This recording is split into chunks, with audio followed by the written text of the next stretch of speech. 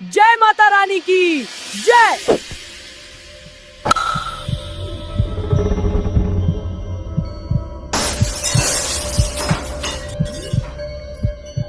अरे बाप रे, ये बॉल तो पुरानी हवेली में चल गई। अब बॉल अंदर से कौन लेकर आएगा? जिसने भी बॉल फेंकी है वो ही इस हवेली से बॉल लेकर आएगा। अरे आप पागल हो क्या? अरे हाँ सौरभ दा, पीयूष दा सही कह रहे हैं। आपको पता नहीं क्या, ये बहुत पुरानी हवेली है और इसमें बिना गर्दन का एक भूत रहता है। ये फालतू बातें मत करो, वैसे भी भूत वूत कुछ नहीं होते। अरे चुपचाप जिसने भी बॉल फेंकी है वो अंदर से बॉल ले आओ। वैसे भी ये बॉल अम्मा के बचपन की बॉल है। अगर गलती से भी अम्मा को इस बॉल के बारे में पता चला तो अम्मा हम सबको सच में भूत बना देगी। अरे साहिल दा, आपका दिमाग सही में सटक गया है क्या, जो आप इस तरह की बात कर रहे हो? अगर गलती से भी हम इस हवेली में चले गए तो कभी भी वापस नहीं आ पाएंगे। अब तुम सब मेरी बात ध्यान से सुनो। हमें बॉल तो किसी भी हालत में अंदर से लेकर आनी ही होगी। वैसे भी तुम्हें अम्मा के गुस्से के बारे में पता ही है। हम एक काम करते हैं, सभी साथ में अंदर चल के जल्दी से बॉल लेकर आ जाते हैं।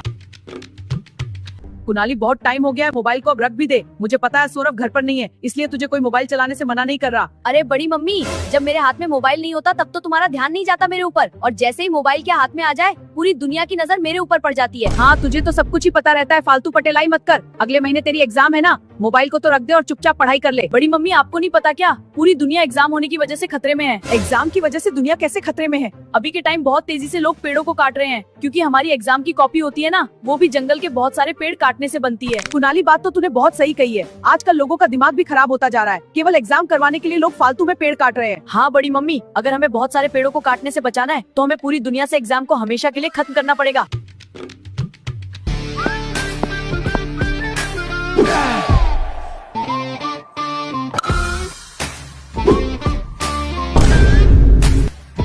अरे साहिल सीधा सीधा आउट है। वाह कुनाली, क्या हेलीकॉप्टर कैच किया है। तुझे तो विराट कोहली के साथ मैच खेलना चाहिए था। अगर ये मैच टीवी पर आता तो सभी लोग तुझे अभी सब्सक्राइब कर लेते। अरे सौरभ दा, अभी के टाइम सारे बच्चे हमारी वीडियो टीवी के साथ साथ मोबाइल में भी देख रहे हैं, लेकिन उन्होंने अभी तक भी मुझे सब्सक्राइब ही नहीं किया। प्लीज दोस्तों, नीचे सब्सक्राइब बटन होगा, उसको जल्दी दबा दो। अरे कुनाली, तू चिंता मत कर, मैंने अपने मोबाइल से तुझे सब्सक्राइब कर लिया है। और ये सामने वाले भैया जो हमारी वीडियो देख रहे हैं वो भी तुझे अभी के अभी सब्सक्राइब कर रहे हैं। तू तो जरा सी भी चिंता मत कर। अरे पीयूष दा, मेरी बॉल आ रही है, जरा संभल कर खेलना, कहीं पता चले पहली बॉल में ही आउट हो गए। अरे कुनाली, मैं इतना भी पप्पू नहीं हूँ कि साहिल दा की तरह पहली बॉल में ही आउट हो जाऊँ। तू तो बात कम कर और जल्दी बॉल फेंक।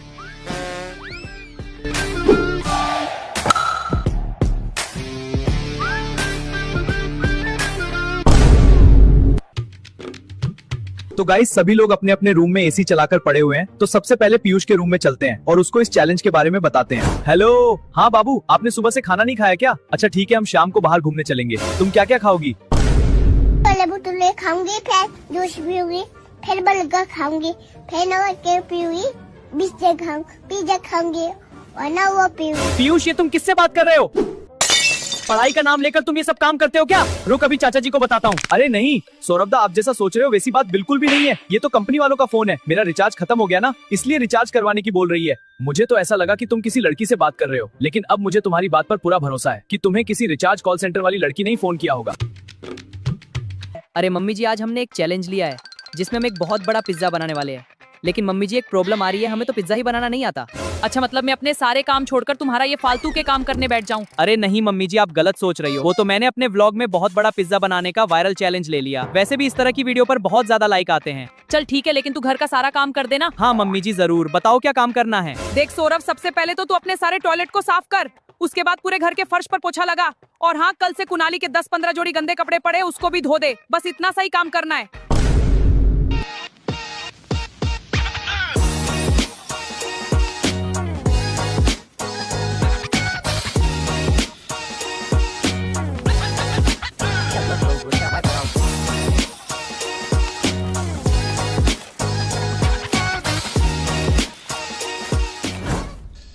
ये लो मम्मी जी, मैंने आपका सारा काम कर दिया है। अब आप जल्दी से पिज्जा बनाने में मेरी हेल्प करो, वैसे भी बहुत टाइम हो गया है।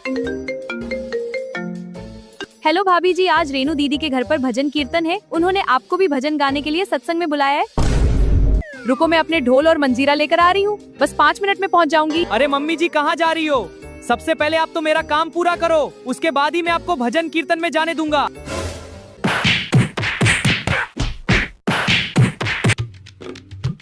पीयूष दा आपको मोबाइल चलाते हुए पूरा आधा घंटा हो गया है। अब चुपचाप मुझे मोबाइल चलाने दो, नहीं तो तुम्हारी नई गर्लफ्रेंड के बारे में पापा जी को बता दूंगा। मेरी तरफ से तुम ये बात पापा को बताओ या मम्मी को, मैं तुम्हें फोन नहीं देने वाला, समझे? चुपचाप मुझे मोबाइल दे दे वरना झाड़ू ही झाड़ू से मारूंगा। हिम्मत है तो हाथ तो लगाकर बताओ। मर्द हूं मैं, मर्द समझे। चुपचाप से मोबाइल दे दे, नहीं तो मर्द की जगह 2 मिनट में हिजड़ा बना दूंगा। दे मोबाइल, नहीं दूंगा।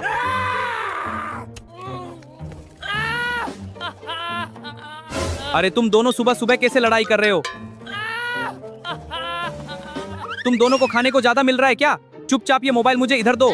जब तुम लड़ना बंद करोगे, अब तुम दोनों मोबाइल को रहने दो और इसकी जगह टीवी देखो। अब तुम दोनों मेरी बात ध्यान से सुनो।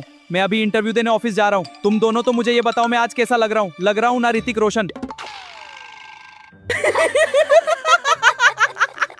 अरे यार, मैंने भी पता नहीं किन पागलों से पूछ लिया। चलो मैं तो जा रहा हूँ। लगता है बड़े पापा आज अपनी याददाश्त वाली गोली खाना भूल गए हैं। तभी सारे कपड़े तो पहन लिए लेकिन पैंट पहनना भूल गए। आज तो लग रहा है ऑफिस वाली मैडम बड़े पापा को देखकर जरूर इंटरव्यू में पास कर देगी। हाँ हाँ बिल्कुल। अरे तुम दोनों अभी भी इस गलत फहमी में ही पड़े हो। तुम्हें पता नहीं क्या मेरी शादी हो चुकी है। मैं अवंतिका के साथ ही व्लॉग बनाता हूँ और उस पर भी अच्छे खासे लाइक आ जाते हैं। मुझे तुम्हारी कोई भी जरूरत नहीं है। अच्छा ये बात है, रुको अभी बड़ी मम्मी से शिकायत करता हूँ। बड़ी मम्मी सौरभदा मुझे और पीयूष को मम्मी पापा के साथ गाँव जाने की बोल रहे हैं। समझाओ इनको, नहीं तो आपको पता है। अरे कुणाली, सौरभ मजाक कर रहा है, वो ऐसा क्यों कहेगा? कुणाली लाइट बंद करके आना। कुछ बताना है तो ऐसे ही बता दो। ये लाइट बंद करने का क्या तरीका है? मम्मी जी, इन दोनों ने मुझे मारते मारते बैंगन का भरता बना दिया है। मुझे इन दोनों से बचा लो। पहले ये दोनों मजाक कर रहे थे और अब तू मजाक कर रहा है। मैं तो यहाँ सुबह से सब्जी काटती काटती परेशान हो रही हूँ और तुम सब मुझे पागल बनाने का काम कर रहे हो। रुको, अभी मैं तुम तीनों को मजाक करना सिखाती हूँ। अवंतिका बचा मुझे।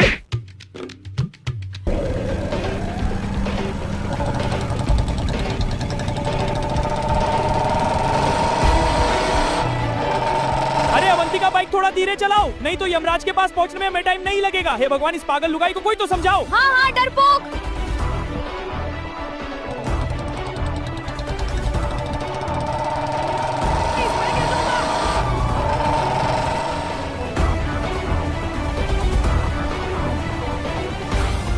अरे यार, आज तो मेरा सोमवार का व्रत है। अगर आज मैंने मंदिर में प्रसाद नहीं चढ़ाया तो भगवान जी मुझसे नाराज हो जाएंगे। जय हो मेरी प्यारी लुगाई माता, मैं तुझको पाकर धन्य हो गया। पीयूष दा, ये रहा मोबाइल। जल्दी टोमेटो से पिज्जा ऑर्डर कर दो। अगर डिलीवरी बॉय जल्दी आ गया तो फिर क्या होगा? मेरे पास एक प्लान है। डिलीवरी बॉय सोसाइटी के बगल वाले मॉल से आता है। सही कहा कुणाली, अगर डिलीवरी बॉय 30 मिनट से पहले आ गया तो हमारा पोपट हो जाएगा। जल्दी चलो मेरे साथ।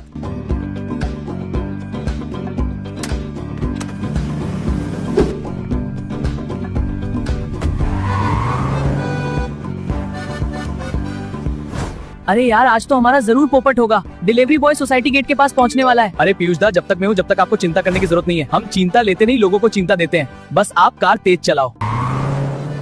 रुको, कहाँ जा रहे हो? डिलीवरी है सर। मोबाइल में डिलीवरी बॉय की लोकेशन हमारी सोसाइटी गेट के यहाँ की आ रही है। आज तो डिलीवरी बॉय 20 मिनट में ही सोसाइटी में पहुँच गया। कोई बात नहीं पीयूष दा, अभी भी 10 मिनट बाकी है। 10 मिनट में ही काम तमाम कर देंगे। सौरभ जी सर का ऑर्डर आया है, वही देने जा रहा हूँ। अच्छा एक काम करो, रजिस्टर में एंट्री करवा लो, फिर चल जाना।